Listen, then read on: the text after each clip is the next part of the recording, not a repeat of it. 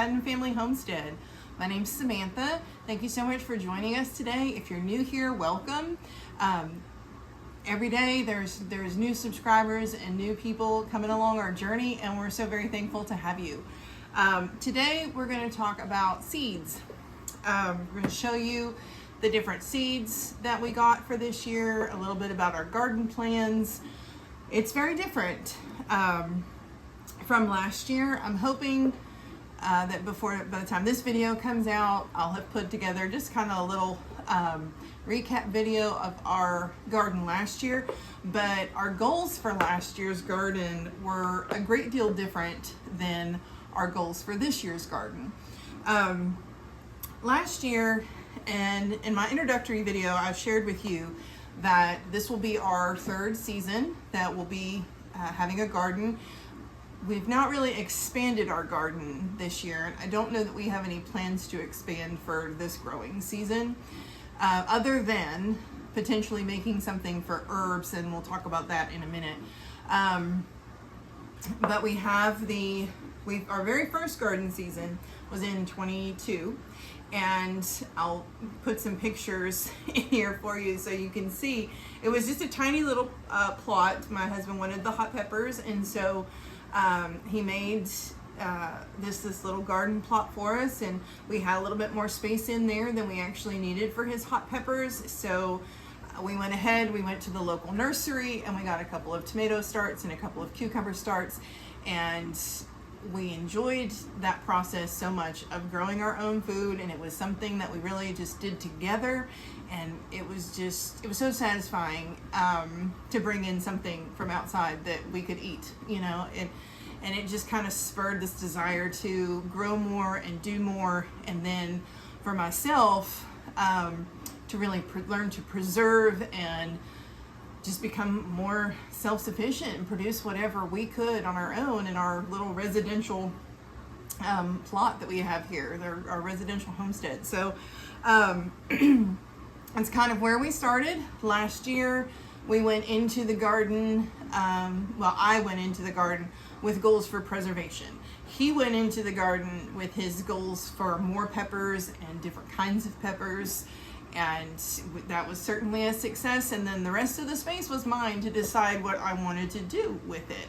And I really wanted to start preserving, and I had, I don't know if it'll come out before this video or not, but one of the things that I talk about in my canning pantry video is I had 3 goals for my first year in canning. I had 3 things that I really wanted to do. I wanted to make pickles, I wanted to do tomato sauce, and I wanted to do strawberry jam. Those were my goals. And we did way more than that. The garden kind of spurred us along in the things that we did, but I had 10 tomato plants. I had 10 Roma tomato plants that were specifically for the tomato sauce that I wanted. I had 3 beefsteak tomato plants, and I had 3 cherry tomato plants. And then we had a bonus plant that my daughter got from the farmer's market, an event that was down there for kids one day. It was a Better Boy tomato plant.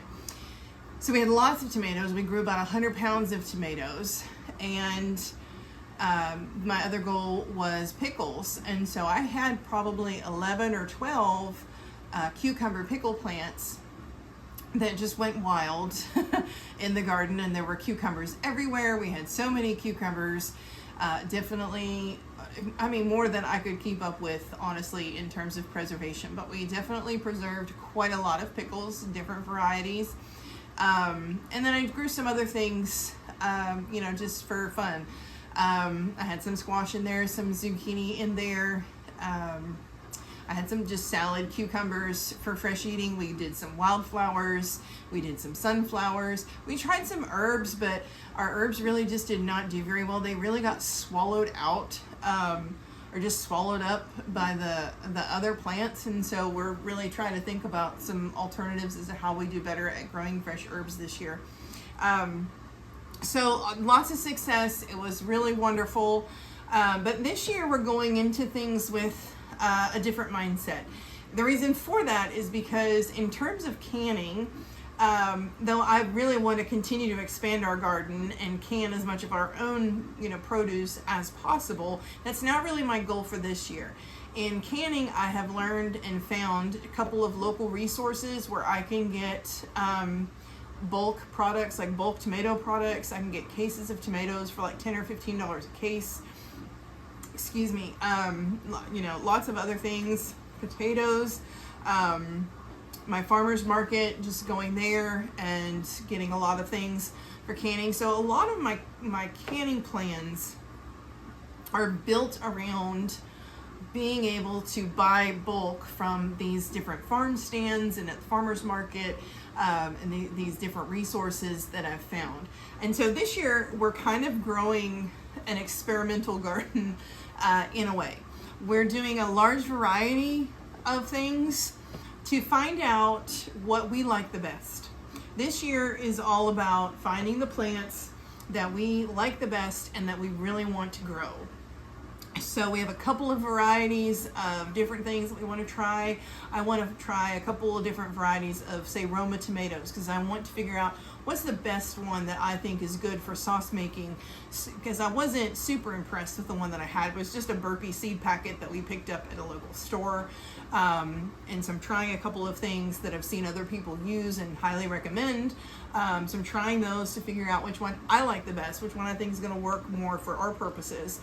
And that's what this year is really all about. So we've got a lot of variety of different things. And we're also going to try and do seasonal gardening. I've never done that before. I have only ever done a summer garden. I have never tried to grow things in early spring. I have never tried to grow anything in the fall. But the thing that's really nice about living in East Tennessee is that we really do have a fairly mild climate. That cold spell that we had in January was very rare and very unusual.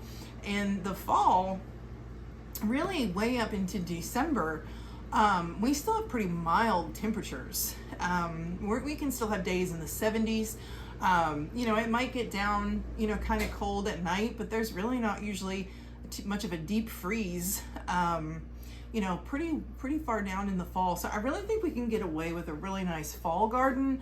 The early spring is similar, but it's a little bit more of a wild card. You really just kind of never know. If there's background noise, I apologize. My dishwasher is running. My washing machine is running. Mama's got to do chores while she can. So I apologize for the background noise. But that being said, let's get to seeds and see what we're going to be growing here this year on the homestead. I'm really excited about all this. So the spring crops that I'm going to try, I'm only going to do a few. These are all plants that I'm really, for the most part, pretty unfamiliar with and I've never grown before. And so I don't really know, even though the packet tells me, 60 days to maturity or whatever, and how much space you should do. At the same time, sometimes that's kind of a guess, or on average.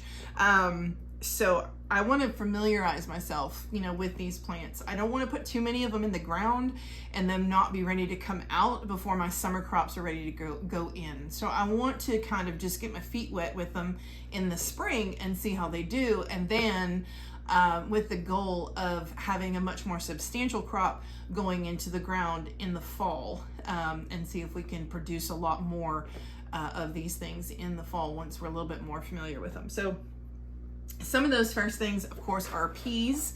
I love sugar snap peas, and fresh sugar snap peas from the garden are absolutely incredible. I did grow them once a long time ago when I had my very first garden back in like 2009. And I did not get very many. I just had a few. They didn't do like super well. I probably waited too long to grow them, but they are really good. And when the sugar snap peas come out at the farmer's market, I always grab some because I'll just eat them. I'll just snack on them. I love them. They're so good. So a lot of our seeds this year came from Baker Creek. The website is rareseeds.com. And we ordered the Baker Creek, the full catalog. And the reason why we went through Baker Creek is because they carry the largest variety of hot peppers and some like just rare things that are hard to find. We get such a variety from them. And so we went ahead and we just, got a bunch of our other things too.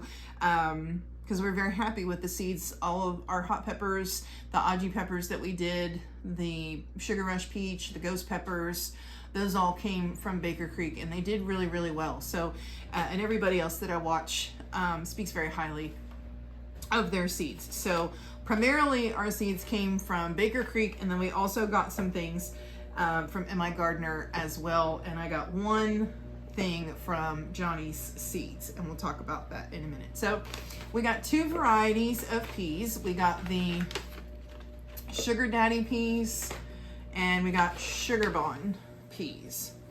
I don't really, they had several varieties. I just kind of was picking whatever sounded good, really. I didn't really see, much of a difference. This one does, in looking, the Sugar Bond does have a shorter maturity date rate. This is 55 days, where Sugar Daddy is 60 to 65. So they'll be a little bit different. We'll just see which ones, we like the best, and what grows the best for us, and which ones are healthier, and we'll go from there. So these are the two peas that we're doing, and we're going to plant these along the fence in our longer plot, because I really would like to have a lot of these. Even in the spring I can plant all of these, because they're not going to take up a lot of real estate in the actual garden where they're going to vine up. So I can actually do a lot of these in the spring, and probably another really nice crop in the fall. One of the other early crops that I would like to try and do is beets. I really enjoy beets. Nobody else in my family enjoys beets. So I don't need a ton of beets, but I would like to have some. I really like beets on salad. I like to eat beets on my salad. And so what I would really like to do is to grow beets to where I can like little 4-ounce jars of canned beets just for that purpose, just for salad. And I don't know, maybe I'll do a couple of pint jars or something and see if I can't convince somebody that beets are delicious. But I'm gonna try. We have it's just simply Golden is the name of it, and these are Detroit dark red beets. These are, let's see if there's anything. It doesn't really say. I think I got the maturity rate from the catalog. They both are 55 days to maturity. I'm going to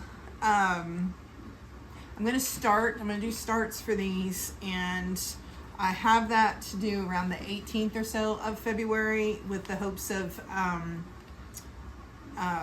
I didn't write that down, or if I want to direct sow it, I wrote a note to direct sow around March 22nd. But I think I'm going to do seed starts on these and see how that goes. And then so there's that's one thing that I know, like when it goes in the ground and it's ready to harvest, it's one and done.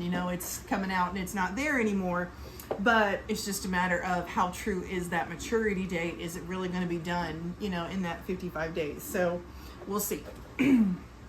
I have never grown, and I have never attempted to grow any kind of brassica. And brassicas are, if you're not familiar, it's kind of like your cabbage family. Cabbage, broccoli, cauliflower, Brussels sprouts, all those things are part of the brassica family. So I do want to try to do cauliflower. This is Baker Creek's Amazing Cauliflower, and this is Waltham 29 broccoli. So we will see. Again, I don't really remember. I think these are supposed to produce like pretty large cauliflower heads. And cauliflower, if you've never grown it before, and I'm new too, but what I've seen is it will produce one large head of cauliflower, and you'll harvest it and it'll be done. Broccoli's a little bit different. It'll produce one main head of broccoli, and then when you've harvested that, it'll grow like side shoots, so you can have a little bit, of broccoli after that main harvest. My question is, and that I don't know, is like, how long does that last? How long is this plant going to be taking up real estate in my garden, giving me wonderful produce, that I want to keep going, until, I guess till it gets too hot, or something. I think if I remember correctly, this kind of held up better to heat, and that might be why I chose it. It's cold tolerant, but I think it also, like, if temperatures got warm or something, it's not going to really knock it out. It's pretty tough plant. So we will find out. We'll find that out together. I do want to do some lettuce, and I plan to just do like succession lettuce. I'm still kind of working out where exactly I want to put lettuce. These are a couple of free packs that I got. I get, if you buy so much in seeds or something, Baker Creek will send you a free packet. This is one we got last year. This is not really, I don't usually eat this kind of like leafy lettuce, but this is called Landis Winter. This looks like a little crunchy. It looks kind of like a little bit of a butter crunch.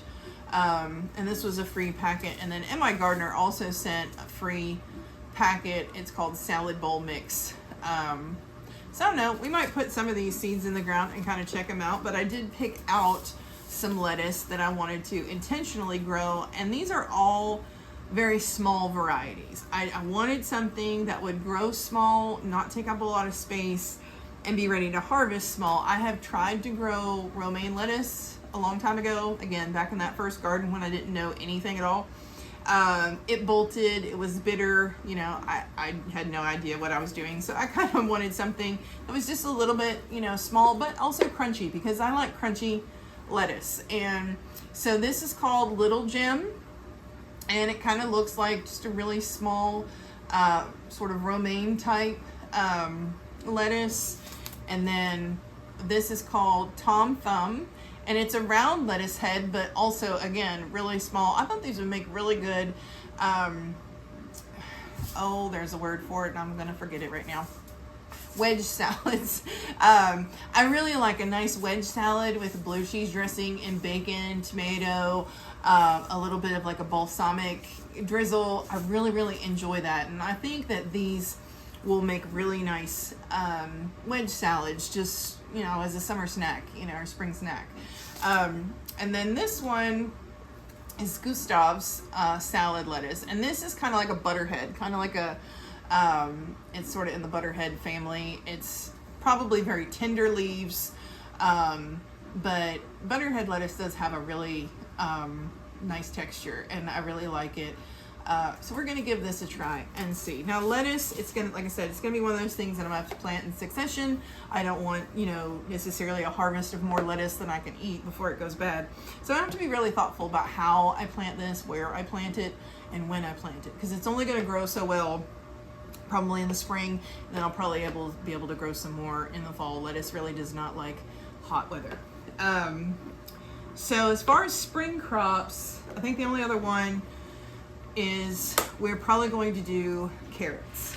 So I had ordered and only intended to try from Johnny's Seeds. Johnny's, you can get the coated carrot seeds, because carrot seeds are really tiny and kind of annoying to plant. I had tried to do that once as well, way back when, and didn't know anything about thinning, anything. Our soil was hard. It did not work out at all.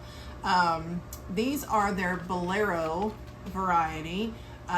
These are organic. They do have varieties that are organic and varieties that are not organic. So this was the organic Bolero pelleted seeds is what they call them. They have a coating on them so that they're easy for you to plant and you can space them more carefully.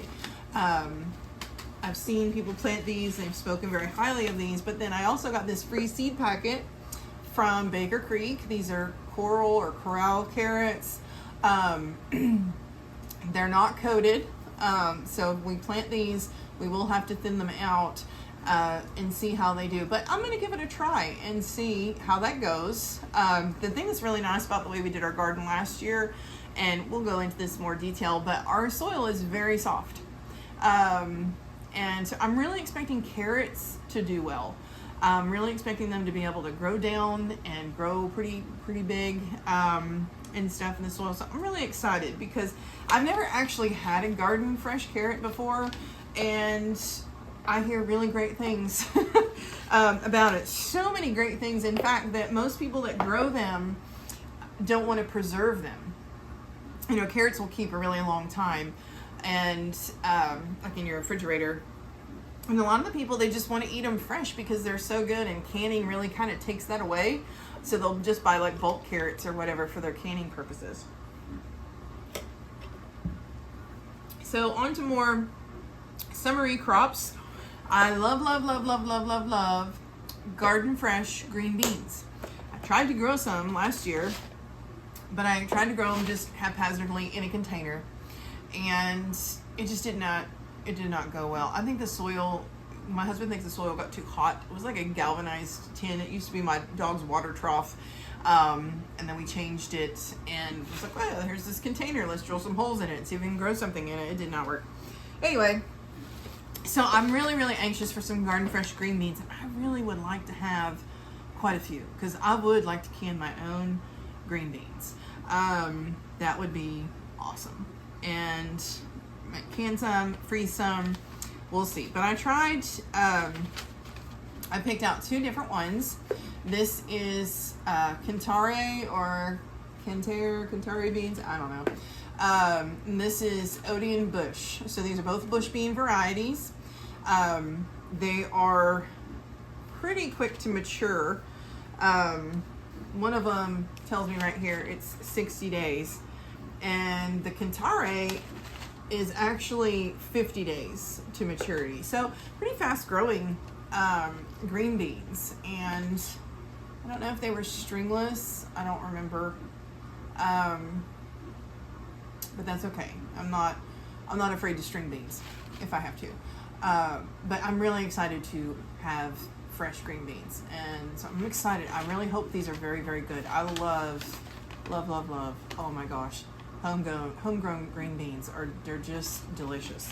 So I'm excited to see which of these we like the best. We have peppers galore. We are just apparently pepper people. So so our plans, just to touch a little bit, because it's spring, we kind of talked about that. Well, our summer garden, kind of what we're planning to do. Again, this is it's a testing year. It's a trial year to kind of really find those things that we really like that are good plants. So our goal, when we go to start seeds, we're going to start 3 seeds of each thing, of each plant. We're going to do 3 seeds. And in the hopes that at least one of them will germinate and, be a very strong plant for us.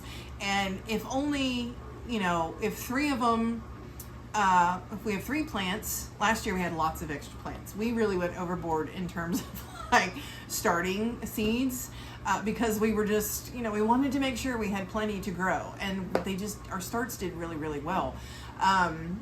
And we used the UV lights for the first time ever, and they just did great. So we gave them away. We gave them away to our friends, all the extra plants that we didn't need. So that's just our plan. If we put 3 seeds, in some dirt and they all come up and they're all viable plants, then we'll give the other 2 away. But our goal is to start 3 seeds, plant 1.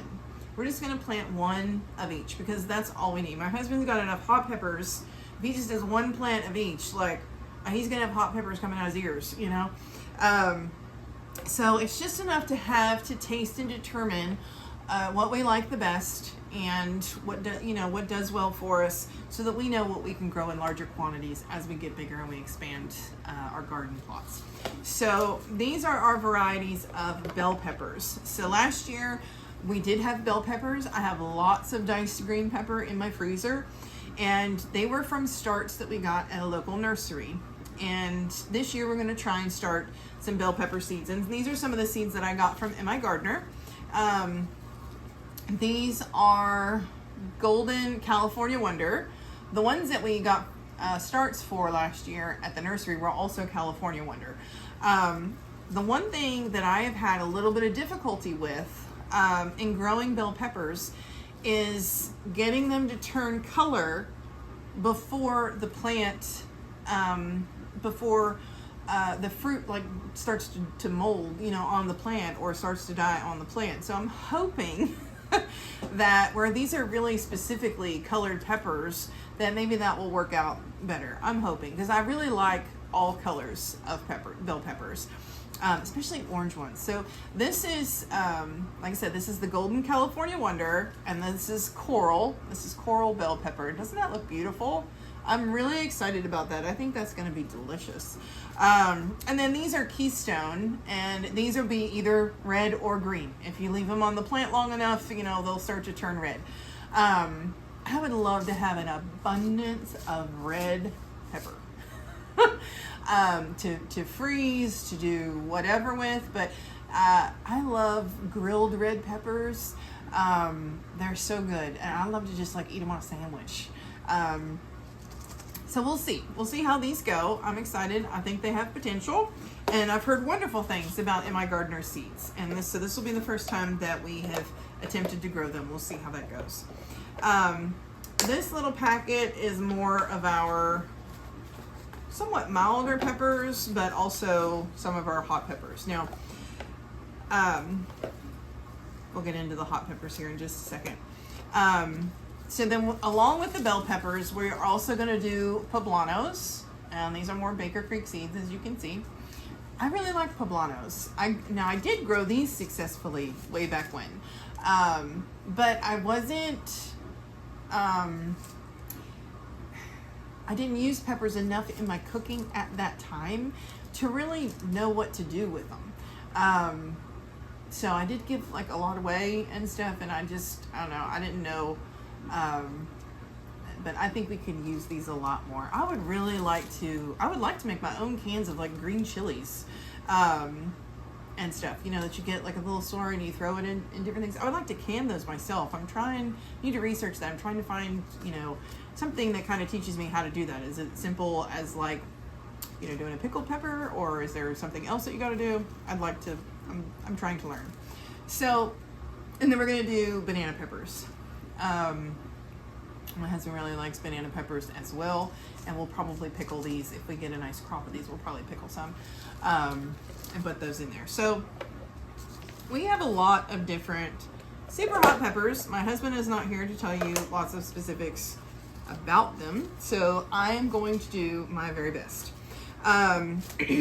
So what we got from Baker Creek is several things. So this one, and I'm going to pull out another one from in here as well, because they kind of go together. Let me see.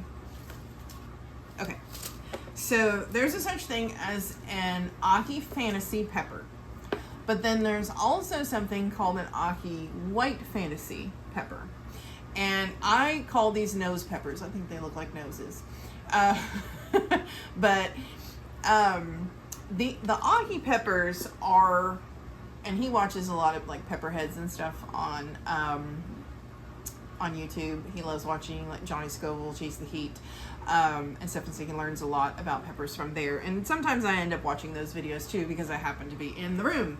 And so Ahi peppers, as I understand it, some of them do have like serious heat factor, but they also are very flavorful. He really likes peppers that are fruity in flavor. He does not like peppers that have a floral taste. He does not like that at all. So he really leans towards things that are fruity. He also likes things, and he's looking for peppers that have that fruity element, but also have a fairly thick wall. Some of the peppers can be very, very thin. We had two varieties of habaneros last year. One was red, one was orange. And the red habaneros was a much thicker wall in the fruit, and the orange ones was very thin. It was almost transparent sometimes. And the thinner walled don't last as long. When you pick them from the plant, like they start to go soft like pretty quickly. You've got to do something with them right away. So he likes the ones that have a little bit more flesh to them. These are supposed to, he's really excited about the crunch factor in this pepper. When he saw the video that Johnny did where he tested this, it was the Ahi White Fantasy that he had. He tasted it. The crunch on this pepper was quite something. I mean, even I was like, wow, you know? So he's really excited about these. I'm really hoping that they do well. This might be the one pepper that we put like more than one plant in the ground just to have a good amount. So this we actually got off of Etsy. And they sent us some freebies as well. I think it was, they sent us this purple UFO pepper. Don't really know what it's about or anything, but we're gonna plant a couple of seeds and see what happens. We're gonna give it a try. So, and then this is just the basic Aki Fantasy, so we'll see what happens with those. He picked another, well, we've had a few of them actually, so let's just stay there. So this is Aki Mango. Again, supposed to be very, very fruity in flavor. Not really sure. It says on here about 25,000 Scoville heat units, like a hot serrano or lemon drop pepper.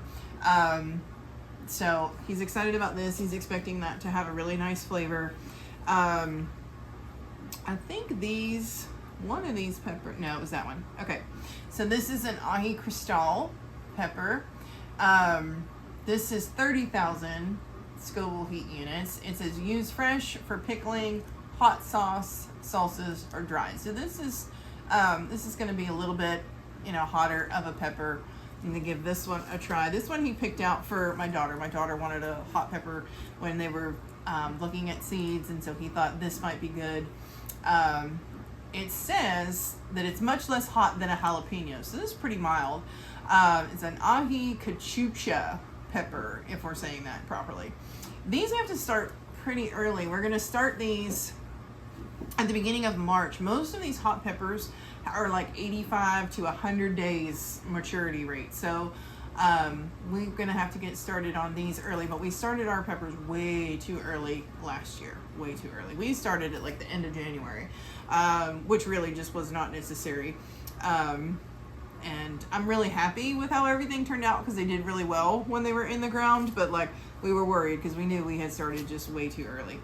This one he's really excited about. This is a 7-pot yellow pepper, and it is supposed to be just super, super hot. He likes having some things that are just have that major heat factor. He liked the ghost peppers last year, but he doesn't want to grow ghost peppers anymore because the peppers, there were so many of them, such an abundance of them, that he literally could not use them, all. We were trying to give them away, and there's not a whole lot of people that want to take down a ghost pepper, so it wasn't that easy. But he really wants to try this, and it's supposed to be very, very hot pepper. And then this little pile of seeds right here, a lot of these are the ones that we saved. So these are some that he saved from his Scotch bonnets, from this like orange jalapeno that a friend had grown and given him. He saved some seeds from that because he really liked it. We got some really good jalapenos from the farmer's market. We saved some seeds from them. So we'll see. And then we got a couple of other ones. Oh, one again, this was another Etsy purchase.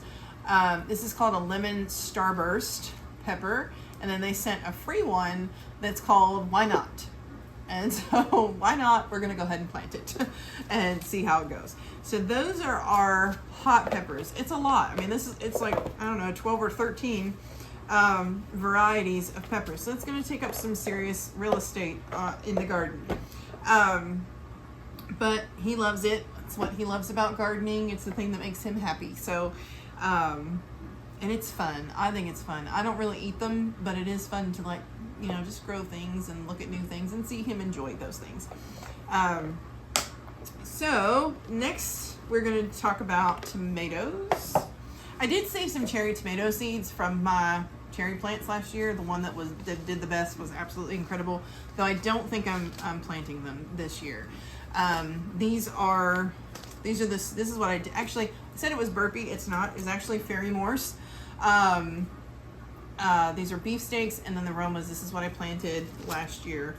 So in terms of plum tomatoes, I picked out, I see so many people grow these. I really want to see how they are. These are Amish paste, and this is everybody loves these for their sauce making. And they're supposed to be really nice and fleshy and pretty good size. So I'm excited to see how these do. But then I also picked out a couple from MI Gardener as well, just because they looked good, and I wanted to try more than one Roma variety to see what I liked the best. So this is their Napoli tomato, and then their San Marzano tomato.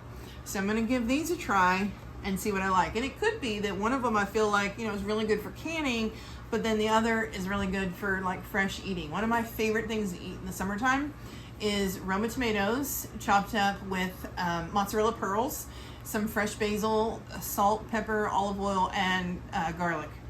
And that's what I call my bruschetta, and I'll eat that with like nut thin crackers, or I'll eat it with like toasted bread, or something. It's one of my favorite things. So it could be that I just really like one of these for that purpose, and then the other for canning. So we'll see.